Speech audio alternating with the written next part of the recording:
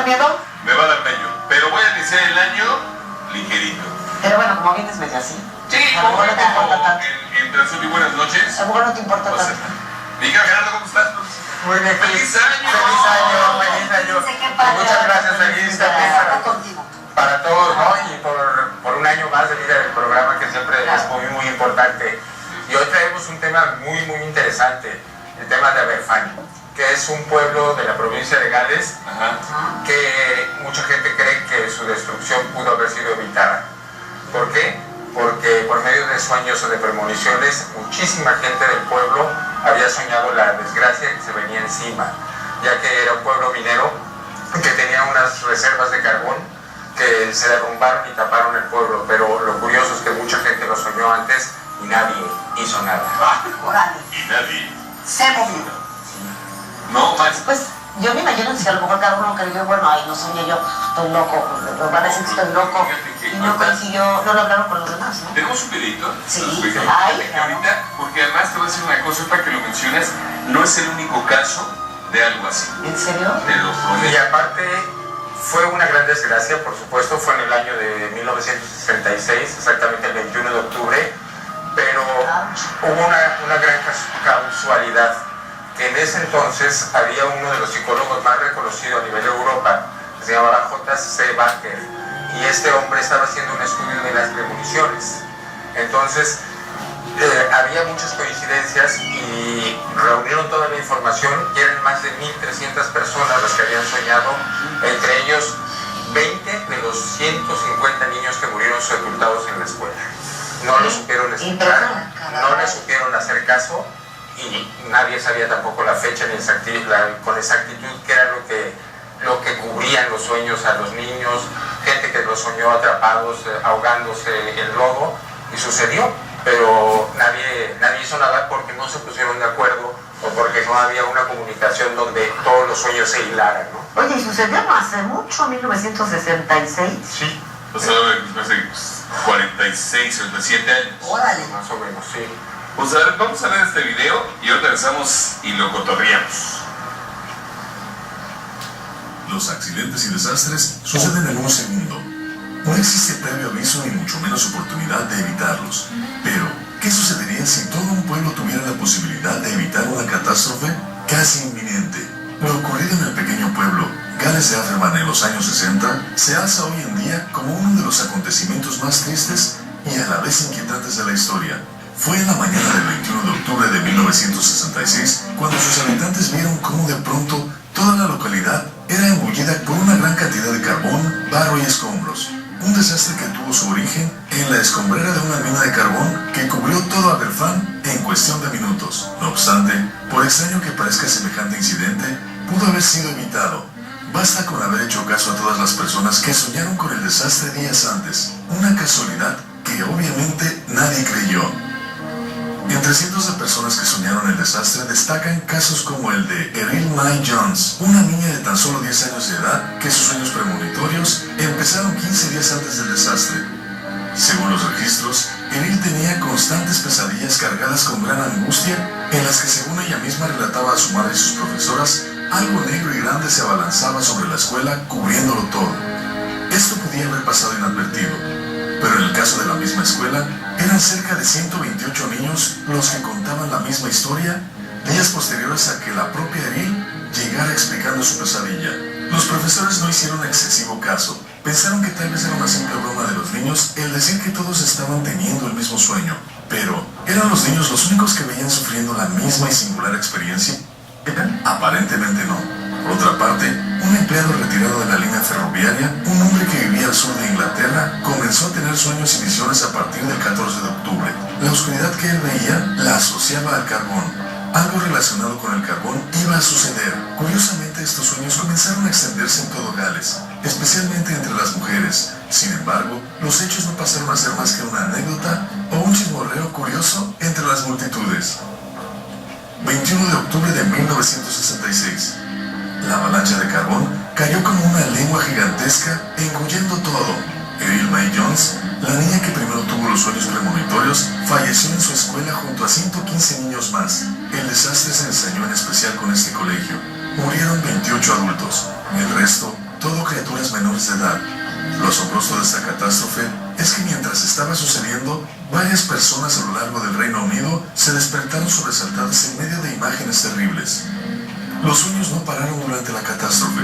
Según varios registros diferentes, personas soñaron momentos antes o durante el siniestro diversos escenarios relacionados con el cruel suceso. Por ejemplo, Saville Brown, de Brighton, soñó con un niño atrapado dentro de una cabina telefónica gritando, mientras otros pequeños eran atrapados por una masa negra de grandes dimensiones. Otra mujer de Londres soñó que los muros de su casa se derrumbaban y que quedaba sepultada, mientras otra veía en sus sueños la palabra Aberfan, el nombre de ese pueblo donde en el mismo momento en que los maestros empezaron a pasar lista en la escuela, una montaña de 200 metros de altura y formada por el carbón sobrante de las minas cercanas se acercaba imparable debido a las lluvias. Fueron cerca de 500.000 de toneladas de masa negra las que se tragaron a este pequeño pueblo inglés, sin que nadie pudiera hacer nada más que platicar sus sueños. Con información de Joseph Anguiano para Supermanzana 21, Eric Dávalos.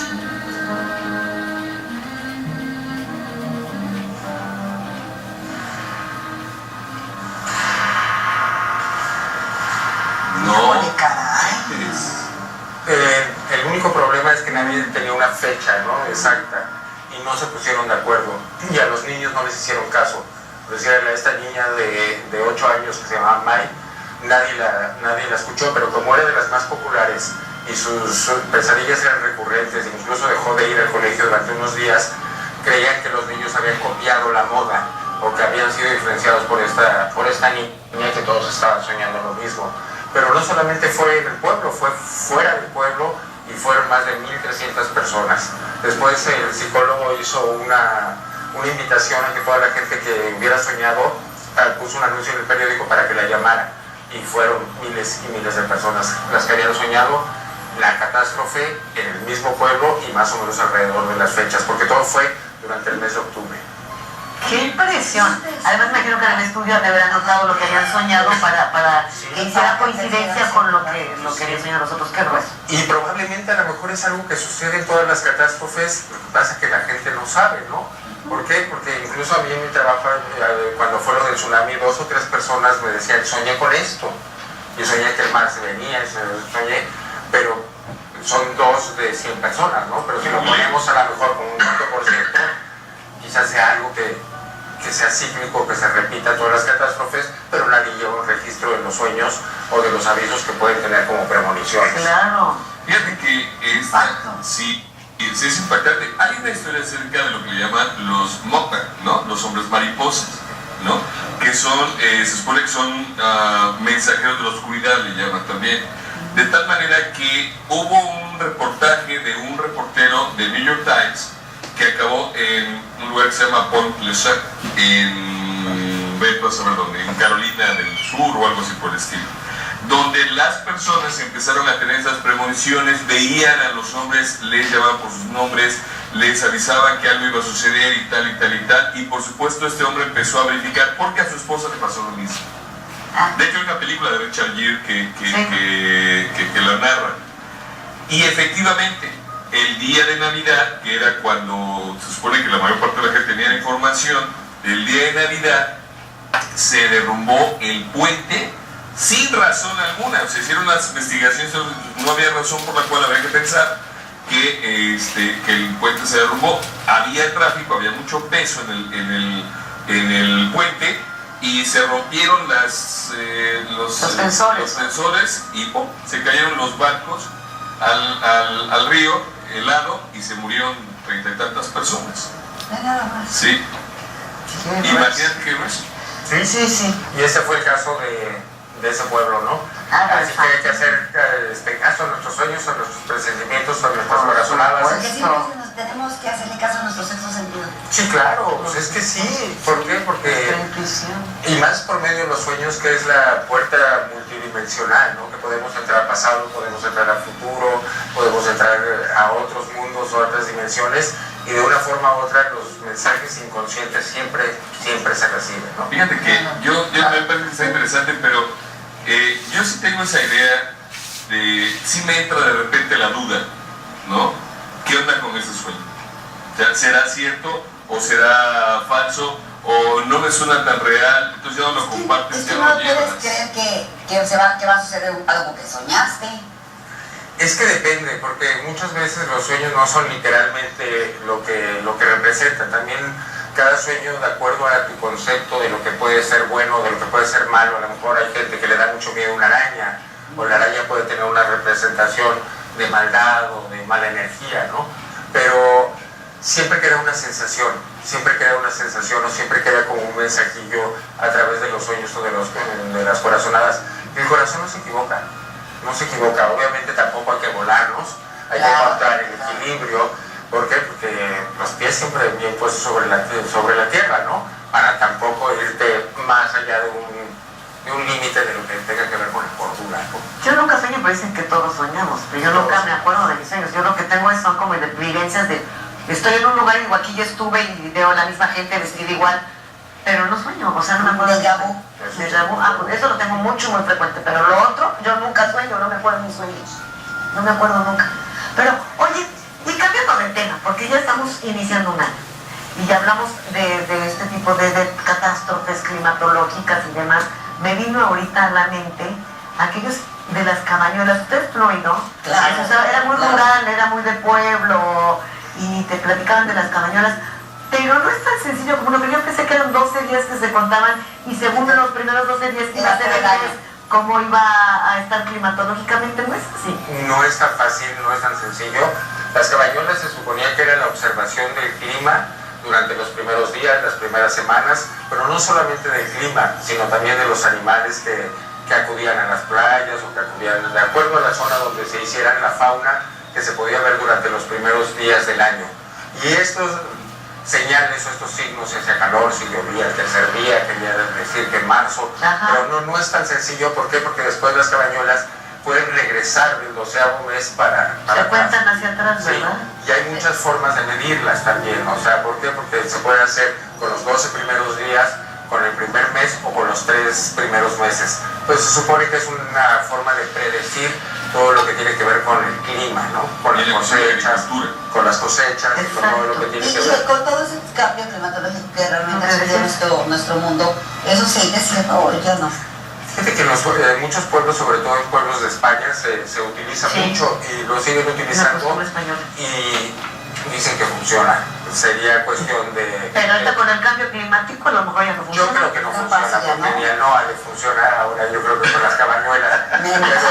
Pero sí, las cabañuelas no es tan fácil, tienen medidas de tiempo que varían mucho, que van, que regresan, que vienen, pero ellos son expertos en medir los primeros días o los primeros 12 días, que al final se vuelven 24 del año, para saber cuáles van a ser las lluvias, incluso fenómenos que tienen que ver con sismos y cosas así, que de acuerdo a la observación de las cabañuelas se puede predecir. Ahora, también hay una cuestión que, es decir, también se acuerdo porque es difícil, es decir, lo que pasó de diciembre, hubo pocos días realmente de frío.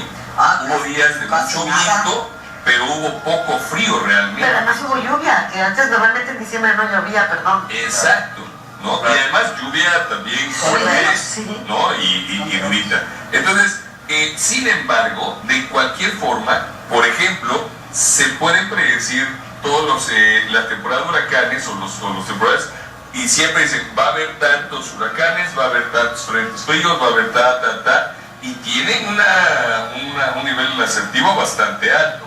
Entonces creo que de alguna manera tendremos que volver a encontrar o reacomodar la cabañuela, porque no desaparece el tiempo. Claro.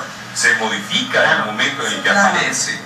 Pero se supone que empieza desde el día primero, como que dice, es el día 1 es el día de enero, el día 2 es febrero, y así. Sí. Consecutivamente. No es tan sencillo porque también te vuelves a regresar, ¿no? Ajá. Porque puedes tomar en el día 12. El día 13. El día 13. El día 13 vuelve a ser 12. Sí. 12, 11, 10, 9. Si se quiere complicar la vida, estudien las cabañuelas. Sí, porque además,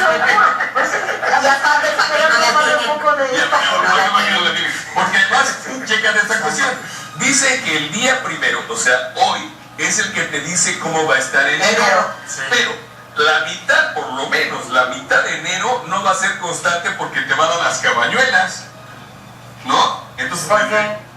Sí, porque supone que enero es el número 1. El día 2 es febrero, el día 3 es marzo. Sí, sí, sí. Pero ¿por qué uno no está los el día primero que te da enero, te da, te dice que va a haber mucho frío, ¿no? Pero las caballuelas de los demás días de enero te va a dar los demás días del año. Significa que el día primero que te da enero, te tendría que dar todos los climas el primer día. O sea, hoy primero de enero, tendría que haber todos los climas hoy. En enero. Consulten Noah. Más fácil. Sí, más fácil. Exactamente. Como una cuestión cultural, como una cuestión de sabiduría, porque la sabiduría se obtiene a través de la observación, pues está interesante, ¿no? Española, es una tradición de España, sí.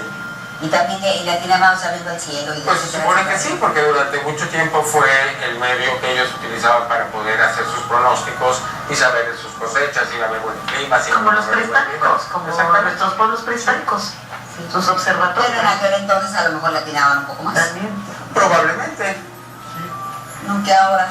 Porque no había cambio climático. Claro. Pero también era un modo de tener algún tipo de predicción, ¿no? De qué era lo que esperaba durante el año, las caballuelas famosas, que tan complicadas son para nosotros. Sí. Oye, Sí. Toquero, ¿qué piensas o qué opinas para este 2015? ¿Qué auguras? Ya traeremos Ya te el la programa, puse ya difícil. traeremos el programa de las predicciones, porque hay cosas muy, muy padres. Jueves. Este año que entra es el año de la cabra de madera. La cabra de madera, Sí, eso nunca lo había oído. en el horóscopo chino, sí. La cabra de La madera. cabra de madera. Entonces, ¿sabes qué? A ver si el próximo jueves entonces nos explayamos con ese tema, porque se vería muy interesante, ¿no? Y va a estar No, muy, súper muy, interesante. muy padre, porque también es un año número 8. Y en las cartas del tarot es el año de la justicia. Yes. Y específicamente para nuestro país va a estar muy, muy interesante. Viene una época de una transmutación muy, muy fuerte. Ojalá sea a base de la